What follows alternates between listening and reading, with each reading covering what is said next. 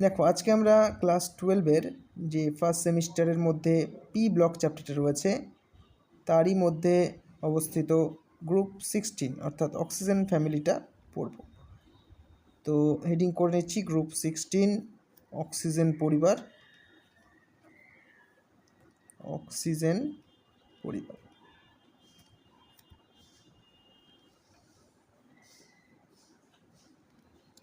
তো এই অক্সিজেন পরিবারের মধ্যে কোন কোন মৌল রয়েছে আমরা একটু দেখে নেব। অক্সিজেন আছে প্রথমেই, তারপর সালফার, তারপর আছে সেলেনিয়াম, তারপর আছে টেলুরিয়াম, তারপর আছে পোলোনিয়াম। এই 5টা মৌল রয়েছে অক্সিজেন পরিবারের মধ্যে। সবার পারমাণবিক সংখ্যাগুলো এক এক করে লিখে নেব। অক্সিজেনের 8, সালফারের 16, সেলেনিয়ামের 16-এর সাথে 18 যোগ করলে 34 হয়, টেলুরিয়াম এই 34-এর সাথে 18 যোগ করে দেবো, তাহলে কত হবে 52, আর 52-এর সাথে 32 যোগ করলে হবে পোলোনিয়ামের পারমাণবিক সংখ্যা। তো এই পারমাণবিক সংখ্যাগুলো দিয়ে এবার আমরা এদের ইলেকট্রন বিন্যাসগুলো লেখার চেষ্টা করব। সাধারণত আমাদের শেষ কক্ষের ইলেকট্রন বিন্যাসটা প্রয়োজন হয়।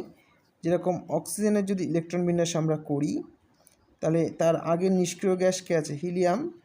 হিলিয়াম লেখার পর হিলিয়াম হচ্ছে 1s2, তারপর 2s2 লিখব, তাহলে কটা হলো 4টে হলো, তারপর 2p4 লিখব। তাহলে এই হচ্ছে অক্সিজেনের ইলেকট্রন বিন্যাস। তো একইভাবে সালফারের যদি করা হয়, সালফারে হচ্ছে 16, তার আগের নিষ্ক্রিয় গ্যাস হচ্ছে নিয়ন। নিয়নের পরে চলে আসবে 3s2 আর 3p4। সেলেনিয়ামের যদি করা হয় তাহলে তার আগে আসবে আর্গন। আর্গনের হচ্ছে 18, 4s2 আর 4p4 যদি দেওয়া হয় তাহলে দেখো 24টা ইলেকট্রনের হিসাব পাওয়া যাচ্ছে, কিন্তু এখানে কত আছে 34, তাহলে আরও 10টা ইলেকট্রন আছে। সেই 10টা ইলেকট্রন আছে আসলে 3D কক্ষে, 3Dর 10টা ইলেকট্রন। টেলুরিয়ামের দেখো, টেলুরিয়ামের হচ্ছে আর্গনের পরে আছে ক্রিপ্টন, তো ক্রিপ্টনের পরে এখানে 5s2 5p4 আসবে। তো একইভাবে দেখো 10টা ইলেকট্রনের ঘাটতি দেখা যাচ্ছে আগেরটার মতোই। তো সেই 42টা হচ্ছে ক্রিপ্টনের হচ্ছে 36, আর এই যে 6 42টা হচ্ছে, আর 10টা থাকবে 4D-তে, 4D10। ঠিক আছে। আচ্ছা, পোলোনিয়ামের ক্ষেত্রে দেখো ক্রিপ্টনের পর জেনন আসবে। জেননের পারমাণবিক সংখ্যা 54, এরপর যদি 6s2 আর 6p4 লেখো তাহলে 54 আর 6 60 হচ্ছে। 60-এর পরে দেখো 24টা ইলেকট্রন এখানে এক্সট্রা রয়েছে, 84 ইলেকট্রন রয়েছে, কিন্তু আমাদের 24টা ইলেকট্রন হিসাবে কম আসছে। এই জন্য এখানে দেখো 4f14 একটা উপকক্ষ থাকবে আর 5d10 একটা উপকক্ষ থাকবে। তাহলে যত গ্রুপের উপর থেকে নিচের দিকে যাব তত কিন্তু ডি আর এফ উপকক্ষ আসবে। ঠিক আছে, এগুলো হচ্ছে এদের ইলেকট্রন বিন্যাস। তো এদের শেষ কক্ষের সাধারণ ইলেকট্রন বিন্যাসটা যদি আমরা বোঝার চেষ্টা করি, দেখো সবার শেষে দেখো এস উপকক্ষে 2টো, পি উপকক্ষে 4টে ইলেকট্রন আছে, সবগুলো শেষে দেখো তাই আছে। তাহলে আমরা সাধারণ ইলেকট্রন বিন্যাসটা কি বলতে পারি, ns2 np4। ঠিক আছে, এনের মানটা কিন্তু একই হবে। দেখো এখানে 2টো 6 আছে, 2টোই 5, এখানে 2টোই 4, তাহলে শেষ কক্ষের সাধারণ ইলেকট্রন বিন্যাস হয়ে যাবে কি ns2 np4। এটা একটু মনে রাখো, কাজে লাগবে পরে। আচ্ছা চলো এর পরে কী পড়তে হবে আমরা দেখে নিই। দেখো এই গ্রুপের মৌলদের কিছু সাধারণ বৈশিষ্ট্য আছে, সেগুলো আমরা এক এক করে দেখব। এই গ্রুপের মৌলের শেষ কক্ষের সাধারণ ইলেকট্রন বিন্যাস আছে ns2 np4, আমি এটা আগেই বললাম। তারপর আরও কিছু পয়েন্ট আছে, আমরা দেখে নেব। অক্সিজেন ও সালফার ছাড়া অন্যান্য মৌলের ডি উপকক্ষ ইলেকট্রন দ্বারা পূর্ণ। আমরা দেখেছি অক্সিজেন সালফারের পরে যে সেলেনিয়াম আছে, টেলুরিয়াম আছে আর পোলোনিয়াম আছে, এই তিনজনেরই কিন্তু ডি উপকক্ষ আছে। এখানে 3d10 আছে, টেলুরিয়ামের 4d10 আছে আর পোলোনিয়ামের 5d10 আছে, সবারই কিন্তু ডি উপকক্ষ আছে। তাই জন্য বলা হচ্ছে অক্সিজেন সালফার ছাড়া অন্যান্য মৌলদের কিন্তু ডি উপকক্ষ ইলেকট্রন দ্বারা ভর্তি আছে। তৃতীয় পয়েন্ট দেখে নাও, পৃথিবী পৃষ্ঠে সর্বাধিক প্রাচুর্য সম্পন্ন যে মৌল সেটা হচ্ছে অক্সিজেন। সবচেয়ে বেশি পরিমাণে পৃথিবী পৃষ্ঠে কিন্তু এই মৌলটা রয়েছে, সেটা হচ্ছে অক্সিজেন। ঠিক আছে, এটা বায়ুমণ্ডলে কতটা রয়েছে 21%, আয়তন হিসাবে বায়ুমণ্ডলে 21% আছে। আর পৃথিবী পৃষ্ঠে সর্বাধিক প্রাচুর্য আছে অক্সিজেনের। ঠিক আছে, দুটো কিন্তু আলাদা বিষয়, একটা হচ্ছে পৃথিবী পৃষ্ঠের কথা বলা হয়েছে আর একটা হচ্ছে বায়ুমণ্ডলের কথা বলা হয়েছে। তোমরা বায়ুমণ্ডল ভাববে না, বায়ুমণ্ডলে কিন্তু অক্সিজেনের স্থান অনেকটাই নিচে। বায়ুমণ্ডলে সর্বোচ্চ আছে কার স্থান? নাইট্রোজেনের স্থান। কিন্তু যদি জিজ্ঞেস করা হয় পৃথিবী পৃষ্ঠে, তখন উত্তর হবে কিন্তু অক্সিজেন, মানে ভূত্বক যেটা, পৃথিবী পৃষ্ঠ যেটা, সেখানে। আচ্ছা, পরের পয়েন্টে চলে যাই। দেখো, সালফারের পরের পয়েন্ট বলা হয়েছে, সালফারের প্রধান উৎস হচ্ছে প্রাকৃতিক গ্যাস আর অপরিশোধিত তেলে উপস্থিত H2S। ঠিক আছে, সালফার এখান থেকেই মূলত পাওয়া যায়। প্রাকৃতিক গ্যাস, অপরিশোধিত তেল ইত্যাদির মধ্যে যে H2S থাকে, হাইড্রোজেন সালফাইড, সেখান থেকেই কিন্তু সালফার মূলত পাওয়া যায়। এই সালফারগুলো সাধারণত সালফাইড, সালফেট ইত্যাদি লবণ রূপে অবস্থান করে। যেরকম আমরা যদি কিছু খনিজের নাম দেখে নিই, দেখো এখানে বেশ কিছু খনিজের নাম দেওয়া হয়েছে। প্রথমেই তোমরা দেখতে পাচ্ছ ZnS, জিঙ্ক ব্লেন্ড, এটার নাম কি? Zinc blend. ঠিক আছে, তারপর দেখো PbS, এটা একটা লেডের সালফাইড, লেডের একটা খনিজ, এটার নাম গ্যালেনা। ঠিক আছে, এটা লেখা আছে, দেখতে পাচ্ছ এখানে গ্যালেনা। আচ্ছা, তারপর আছে FeS2, এটার নাম আয়রন পাইরাইটিস, এটা লোহার সালফাইড FeS2। তারপর দেখো কপার পাইরাইটিস আছে CuFeS2, এটা হচ্ছে কপার পাইরাইটিসের উদাহরণ। ঠিক আছে, এইগুলোর মধ্যেই মূলত সালফার উপস্থিত রয়েছে, এখান থেকেই সালফারগুলো সংগ্রহ করা হয়। আর সেলেনিয়াম, টেলুরিয়াম, পোলোনিয়াম এদের কিন্তু প্রাকৃতিক প্রাচুর্যতা নেই বললেই চলে, মানে প্রকৃতিতে খুবই কম পাওয়া যায়। ঠিক আছে, তাই এদের সম্পর্কে বিশেষ কিছু আমাদের পড়তেও হবে না। আর একটু মনে রাখবে যে পোলোনিয়াম রয়েছে, এই পোলোনিয়াম কিন্তু তেজস্ক্রিয় ধাতু। পোলোনিয়াম একটা তেজস্ক্রিয় মৌল, তেজস্ক্রিয় ধাতু বলতে পারো। ঠিক আছে, এই গ্রুপের তেজস্ক্রিয় পদার্থ।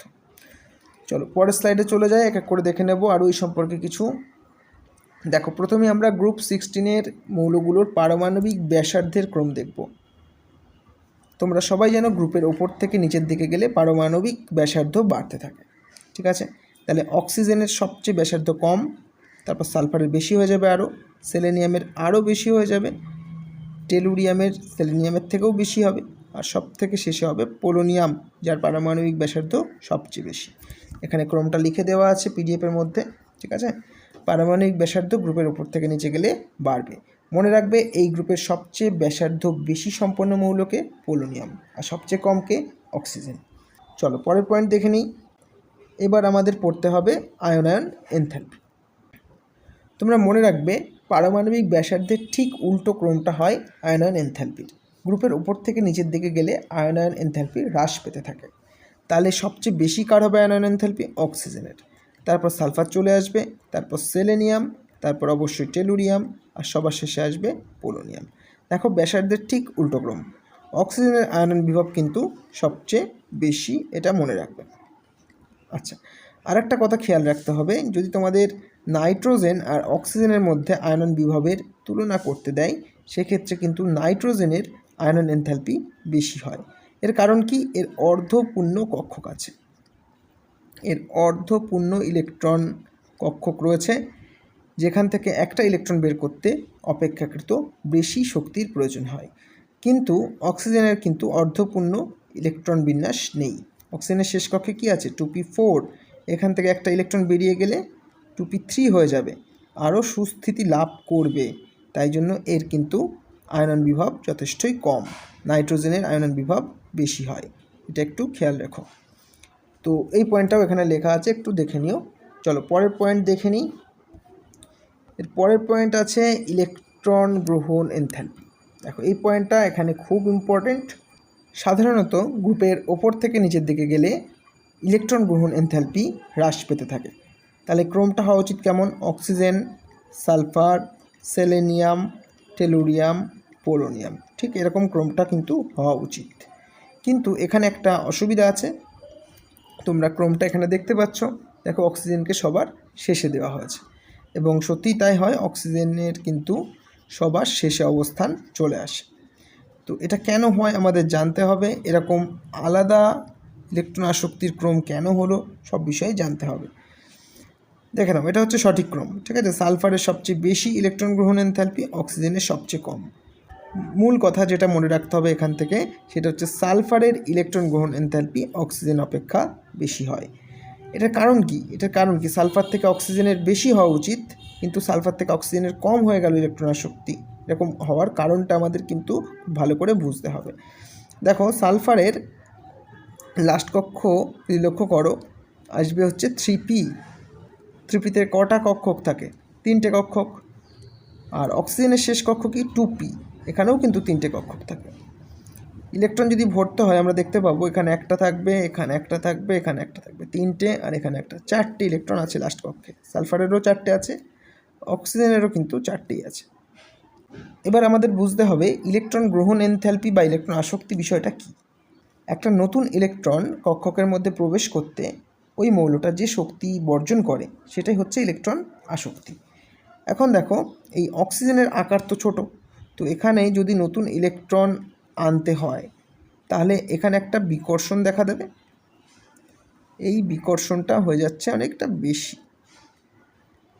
এই বিকর্ষণটা বেশি হওয়ায় যে শক্তিটা নির্গত হচ্ছে সেই শক্তিটা কম নির্গত হচ্ছে।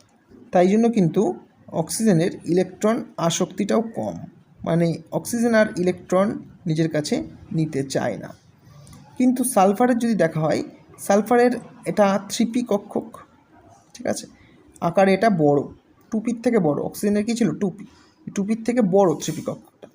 ওই জন্য নতুন ইলেকট্রন যদি এখানে প্রবেশ করাতে হয় তাহলে বিকর্ষণটা অপেক্ষাকৃত কী হবে? কম হবে।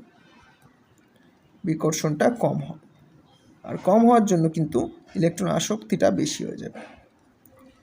ঠিক আছে, ইলেকট্রন আসক্তিটা বেশি হয়ে যাবে। আশা করি বুঝতে পেরেছো। এবার আমরা একটু লেখাটা পড়ে নেব। দেখো এখানে কি বলেছে, অক্সিজেনের ইলেকট্রন গ্রহণ এনথালপির মান সবচেয়ে কম। ঠিক আছে, দেখতেই পাচ্ছি আমরা সবচেয়ে কম এখানে। এর কারণ অক্সিজেনের আকার খুব ছোট হওয়ায় এর 2p উপকক্ষে ইলেকট্রন ঘনত্ব যথেষ্ট বেশি হয়।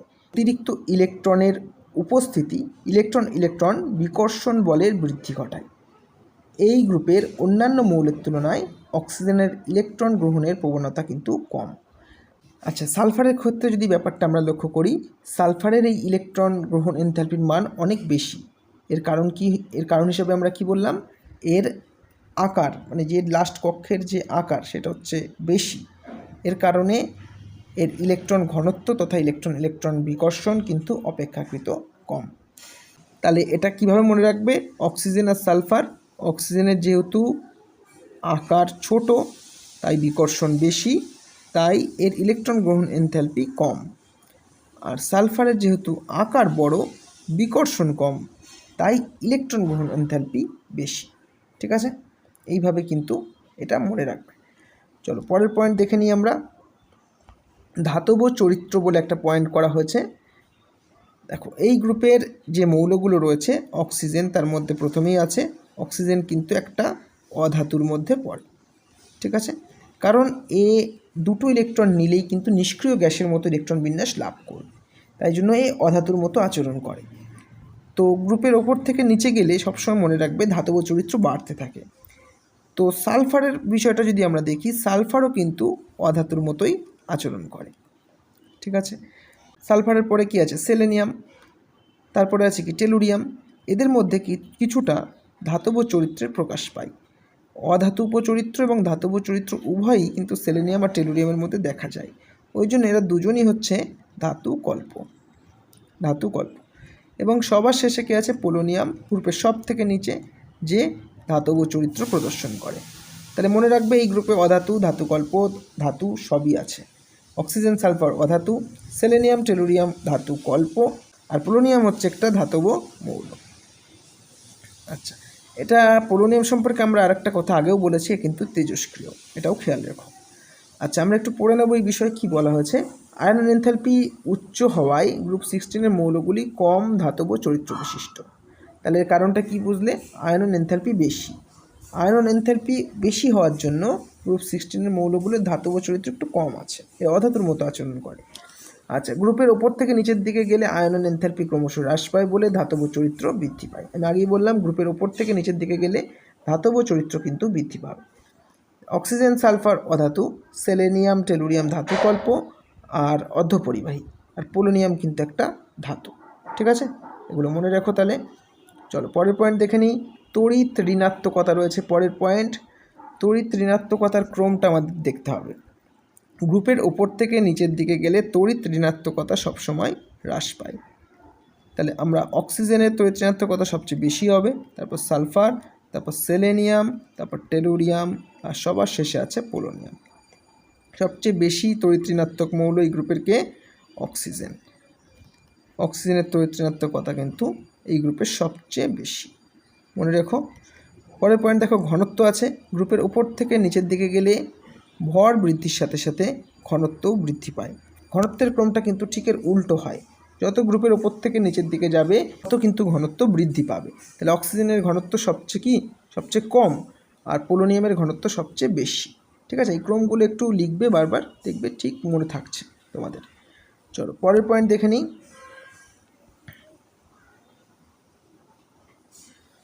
দেখো পরের পয়েন্ট আছে বহুবন্ধন গঠন। এটা খুব ভালোভাবে পড়বে, এটা খুব ইম্পর্ট্যান্ট। দেখো অক্সিজেনের আকার কি? খুব ছোট। অক্সিজেনের খুব ক্ষুদ্র আকার। এই জন্য অক্সিজেন পরমাণু তাদের মধ্যে পিপাই দ্বিবন্ধন তৈরি করে। কারণ অক্সিজেনের শেষ কক্ষেও 2p অরবিটাল আছে। আর একটা অক্সিজেন দেখি যদি, তারও শেষে কিন্তু 2p অরবিটাল আছে। তো এই 2p আর 2p এদের আকার প্রায় সমান। ঠিক আছে, কি বললাম? 2pর আকার সমান বা একই বলতে পারো, কারণ দুটোই তো 2p, তো আকার সমানই হবে। তো আকার সমান হওয়ার জন্য এদের মধ্যে কিন্তু পাই বন্ধন তৈরি করে, এবং সেই পাই বন্ধনের নাম কি? পিপাই বন্ধন। কারণ দুজনেরই পাই বন্ধন, তাই জন্য বলা হচ্ছে পিপাই বন্ধন। তাহলে অক্সিজেনের আকার ক্ষুদ্র হওয়ার জন্য, তাদের 2p আকারটা সমান হওয়ার জন্য এরা কিন্তু পিপাই দ্বিবন্ধন তৈরি করতে পারে। এটা কিন্তু ডাবল বন্ড, পিপাই দ্বিবন্ধন তৈরি করার ফলে কি হয়? আমরা একটা অণু পাই, যেটার নাম কি? O2 বা অক্সিজেন গ্যাস। ঠিক আছে, কিন্তু এই গ্রুপের যে অন্যান্য মৌলগুলো রয়েছে, সালফার, সেলেনিয়াম, টেলুরিয়াম, পোলোনিয়াম, এরা কিন্তু এই পিপাই বহুবন্ধন করতে পারে না। এর কারণ কি? এর কারণ হচ্ছে এদের কিন্তু এই আকারটা আর ম্যাচ করবে না। ঠিক আছে, আকারটা অনেক বড় হয়ে যাবে। এর ফলে এরা এরকম পাই বন্ধন গঠন করে এক জায়গায় সুস্থিত হয়ে থাকতে পারে না। ওই জন্য ওরা কী করে? ওরা একটা বহু পরমাণুক জটিল অণু তৈরি করে, একটার সঙ্গে আর একটা বন্ড তৈরি করে অনেকগুলো বন্ডের মাধ্যমে একটা জটিল অনুরূপে এরা অবস্থান করে। তো দেখো এখানে লেখা আছে, অন্য মৌলগুলির আকার বড় হওয়ায় তারা পিপাই বহুবন্ধন গঠন করতে পারে না। তার পরিবর্তে এরা কি বানাবে? বহু পরমাণুক জটিল অনুরূপে অবস্থান করবে। এটাও মনে রাখো। আর অক্সিজেনে শুধুমাত্র পিপাই দ্বিবন্ধন তৈরি করবে। আচ্ছা, এখানে আরও একটা ইনফরমেশন আছে, সেটা হচ্ছে এরা শুধু পিপাই দ্বিবন্ধনই বানায় না, এরা কিন্তু ডিপাই বহুবন্ধনও বানায়। কারা বানাবে তাহলে? এটা অক্সিজেন করতে পারবে না। অক্সিজেন কিন্তু শুধুমাত্র কি বানাতে পারে? পিপাই। আর যাদের কাছে ডি অরবিটাল আছে, ঠিক আছে, যাদের কাছে ডি অরবিটাল আছে তারাই কিন্তু ডিপাই বানাবে। কারণ অক্সিজেনের কাছে দেখো লাস্ট কক্ষে তো ডি অরবিটাল নেই, ওই জন্য অক্সিজেন কিন্তু কখনোই ডিপাই বানাতে পারবে না, সবসময় পিপাই বানাবে। আচ্ছা, সালফার, সেলেনিয়াম, টেলুরিয়াম, পোলোনিয়াম, এদের সবার কাছেই দেখো ডি উপকক্ষ আছে। ঠিক আছে, ডি উপকক্ষ থাকার জন্য কিন্তু এরা কি বানাতে পারে? ডিপাই। আচ্ছা, তবুও আমাদের একটু দেখতে হবে, যার আকার ছোট সে কিন্তু এই বন্ডটা ভালো বানাবে। তার মানে সালফার সবচেয়ে ভালো ডিপাই বন্ধন বানাতে পারে, পোলোনিয়াম কিন্তু বানাতে পারবে না ততটা ভালো, হয়তো পারবেই না। দেখো এখানে লেখা হয়েছে, সালফার ও অন্যান্য মৌলগুলোতে ডি অরবিটাল থাকায় এরা ডিপাই বহুবন্ধন গঠনে সক্ষম। কিন্তু এই অভিলেপনের জন্য আকার একই রকম হওয়া প্রয়োজন, যেটা বলছিলাম। তাই গ্রুপের ওপর থেকে নিচের দিকে আকার বৃদ্ধির সাথে সাথে ডিপাই বহুবন্ধন গঠনের প্রবণতা হ্রাস পায়। তাহলে সবচেয়ে ভালো ডিপাই কে বন্ধন বানাবে? সেটা হচ্ছে সালফার। ঠিক আছে, গ্রুপের নিচের দিকে গেলে এই প্রবণতা কী হবে? কমতে থাকবে। এখান থেকে যে প্রশ্নগুলো আসতে পারে সেটা কি? পিপাই বন্ধন কে বানাতে পারে? অফকোর্স উত্তর অক্সিজেন। ডিপাই সবচেয়ে ভালো বানাতে পারে কে? অফকোর্স উত্তর সালফার। ঠিক আছে, তাহলে এই অক্সিজেন পিপাই বন্ধন বানানোর কারণ কি? এদের শেষ উপকক্ষে ডি অরবিটাল নেই। আর সালফার ডিপাই বানানোর কারণ কি? সালফারের শেষ উপকক্ষে ডি অরবিটাল আছে। সালফার সবচেয়ে ভালো ডিপাই কেন বানায়? কারণ ওর আকার ছোট। ঠিক আছে, এই ধরনের প্রশ্নগুলো কিন্তু ঘোরাফেরা করবে। প্রত্যেকটার কারণ একটু ভালোভাবে মনে রাখবে, বেশি বেশি করে লিখবে, অবশ্যই মনে থাকবে। চলো পরের পয়েন্ট আমরা দেখে নেব, ক্যাটিনেশন ধর্ম। দেখো, ক্যাটিনেশন ধর্মর মানে হচ্ছে সমযোজী বন্ধনের মাধ্যমে একই পরমাণু পরস্পরভাবে পরপর যুক্ত হয়ে যাওয়া। যেমন কার্বন অনেকগুলো কার্বন পরমাণু পরপর যুক্ত হয়, এটা হচ্ছে কার্বনের ক্যাটিনেশন ধর্ম। অক্সিজেনও একইভাবে জুড়তে পারে। ঠিক আছে, অক্সিজেনও দুটো তিনটে পরমাণু পরপর জুড়তে পারে।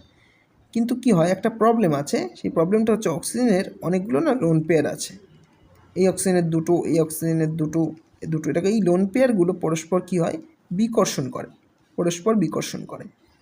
এই পরস্পর বিকর্ষণের জন্য এদের ক্যাটিনেশনের মাত্রা কিন্তু হ্রাস পায়।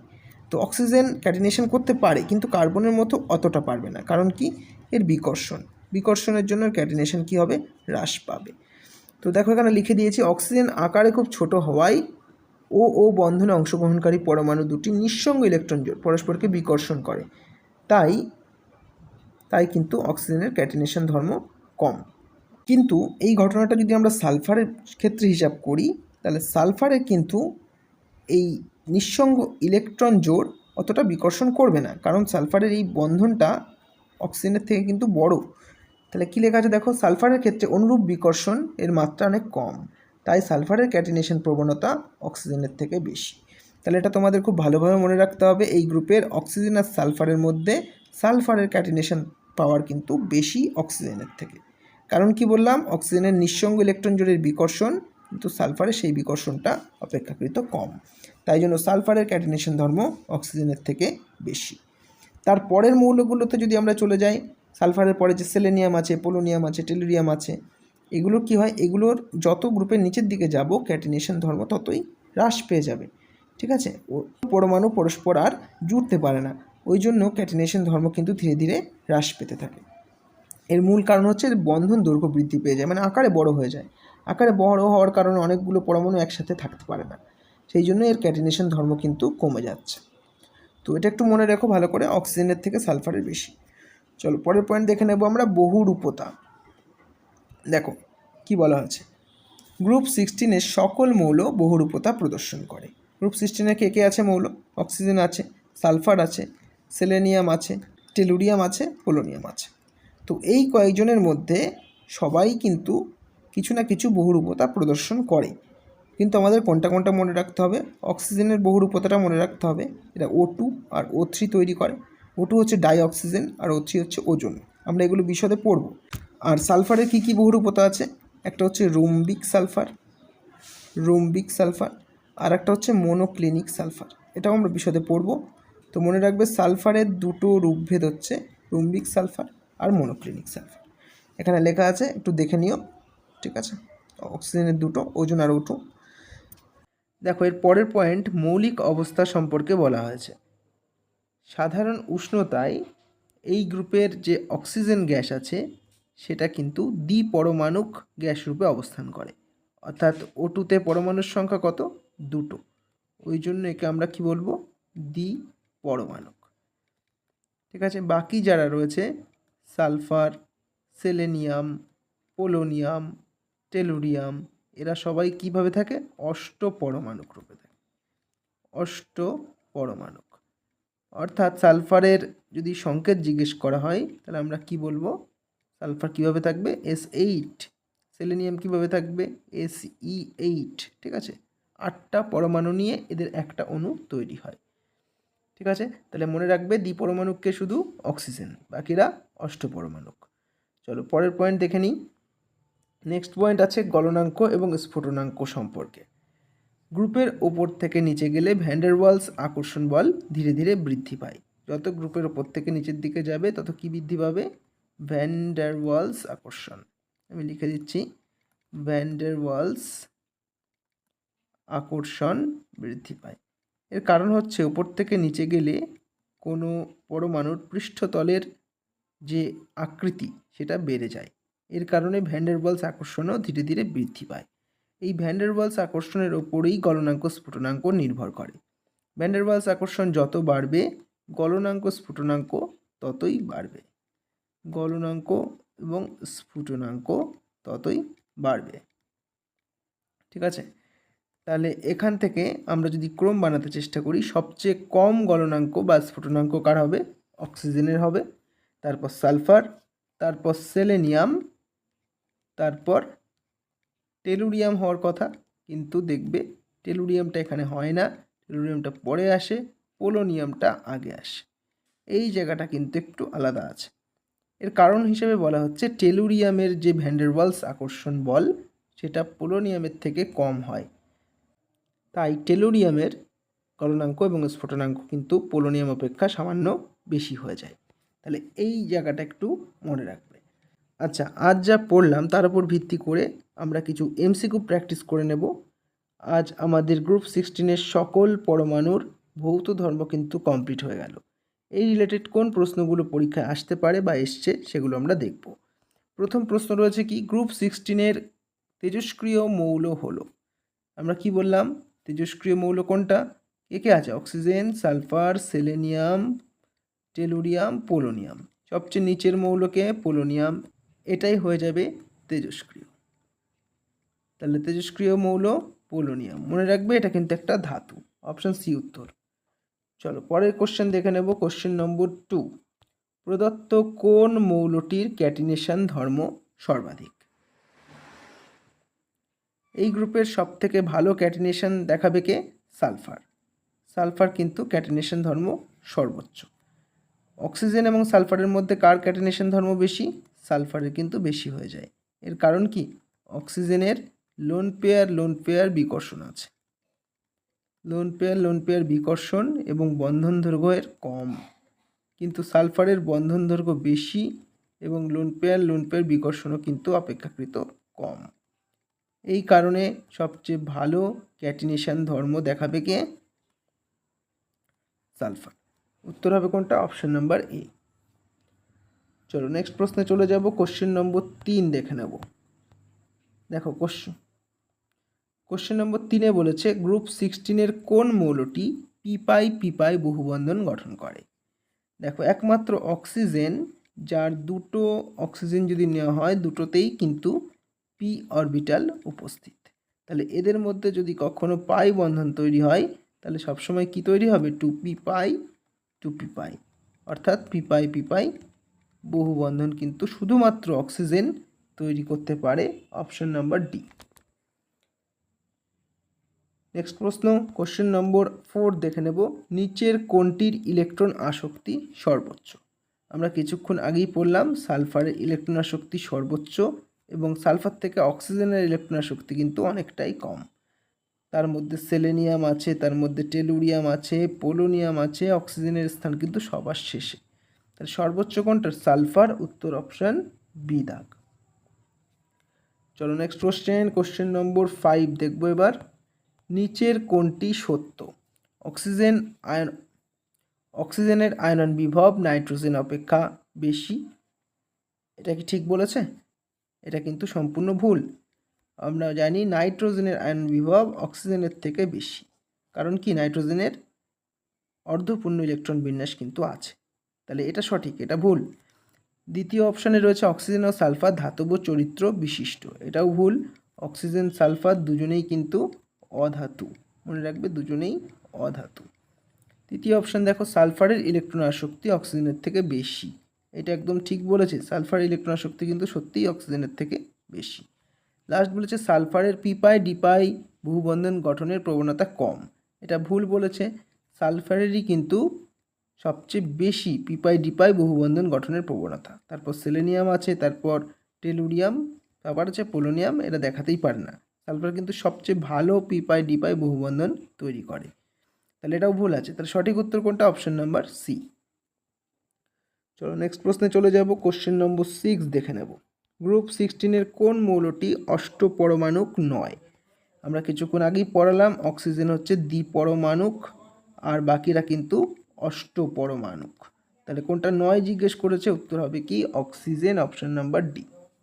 চলো নেক্সট প্রশ্নে চলে যাব। কোশ্চেন নম্বর 7 দেখে নেব। নিচের কোনটি অর্ধপরিবাহী রূপে ক্রিয়া করে? আমরা কি জানি অর্ধপরিবাহী রূপে কারা ক্রিয়া করবে, যারা হচ্ছে ধাতু কল্প। তাহলে গ্রুপ 16-এর ধাতু কল্প কারা আছে, সেলেনিয়াম আর টেলুরিয়াম।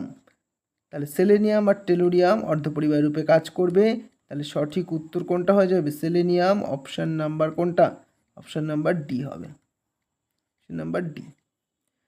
ঠিক আছে, তো এই প্রশ্নগুলো একটু পড়ে রাখবে, এগুলো খুব ইম্পর্টেন্ট প্রশ্ন। ঠিক পরের দিন আমরা এখান থেকে দ্বিতীয় ক্লাসটা শুরু করব। তো চলো সবাই ভালো থেকো, সুস্থ থেকো, থ্যাংক ইউ, বাই।